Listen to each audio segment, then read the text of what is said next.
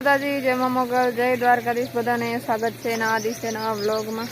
આજે છે ગુરુવાર છે અને હમણાં અહીંયા છું જો નીચે કપાસમાં પાણી ચાલુ છે અહીંયા અને અહીંયા પાણી વારું છું। હું જતી હતી નીચે ખેતરમાં મગફળી જોવા તો પપ્પા કીધું કે ઘાસ નાખવાનું છે વાડામાં તો 2-3 કિયારા વાર ત્યાં સુધી આવી ગયું તો વાડું છું પાણી ભરાય છે। સવારના ભાગમાં દવા છાંટી છે। હવે વિડીયો ઉતારવાનું મેં થોડુંક ચાલુ કર્યું હતું પણ મારા મોઢા ઉપર એકદમથી દવા આવતી હતી એટલે થોડીક ક્લિપ ઉતારીને બંધ કરી નાખી। તો તમે આગળ જોઈ લેજો। સાવ થોડીક જ છે બાકી કપાસમાં જો મસ્ત લાગી ગયા છે દોડવા। હજી આ લાગે છે અહીંયા નીચે છે અહીંયાથી આવે છે ઉપરથી પાણી પાણી વાળું। હવે હું જોઉં આ સ્ટેન્ડ ઉપર રાખીને કેવું થાય છે।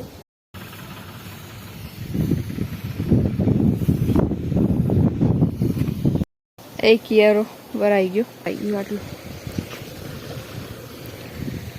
બાકી વરસાદની હવે કોઈ આશા રહી નથી 15 દિવસ સુધી।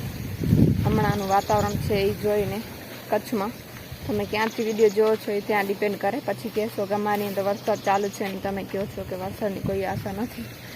એવું નથી, અમારે અહીંયા કચ્છમાં કાંઈ એવું લાગતું છે નહીં। જો આવું પવન લાગે ઠંડો ઠંડો, રાત્રે તો એસી જેવો પવન, એસી ન પૂગે એવો પવન ઠંડો એકદમ વાયરો।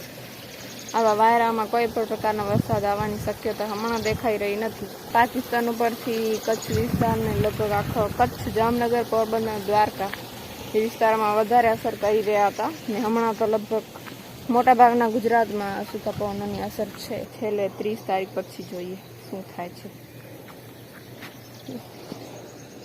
અહીંયાથી જાય છે આટલામાં 1, 2, 3 અને 4 આટલામાં એકમાં આવી જાય।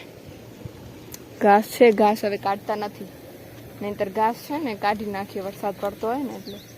આ વખતે ઘાસની બહુ પ્રોબ્લેમ છે એટલે કાઢ્યું નથી, કામ આવશે ભેંસોને ખવડાવવામાં।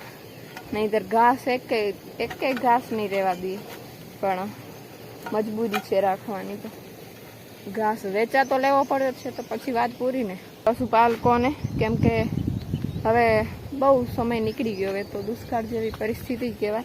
1-2 ઝાપટા આવ્યા હતા, સાવ ઓછા। હવે તો આ જો તમને ઘાસ બતાવું, આ ઘાસ છે, આ બધા સુકાઈ ગયા જો દેખાય। આમાં હવે ભેંસોને કાંઈ પેટ ભરતી થાય એવું છે નહીં। તો બધા ખેડૂતો અને પશુપાલકો એકજૂટ થાય અને સરકાર કાંઈ રાહત દરે કાંઈ આપે તો સારું। ઓલું 2 રૂપિયા કિલો વાળું ઓલું ઘાસ કાઢવાળું તો ત્યારે હતું પણ પછી 1-2 ઝાપટા પડ્યા ને તો એમાં એ પણ ગયું। હવે ખબર નહીં, જોઈએ। ત્યાંથી કરીને અહીંયા સુધી પહોંચી આવીશું વાળતા વાળતા। આ છે ને સુકાઈ બહુ ગયા છે, થોડાક ખોલવામાં પ્રોબ્લેમ પડે છે।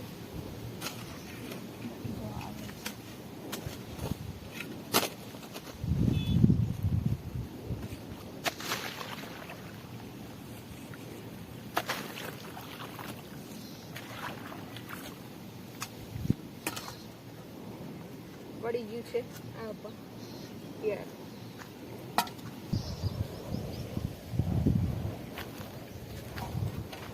ખેડૂતનું હાર્ડવર્ક ભગવાન નથી જોતું, સરકારે નથી જોતું।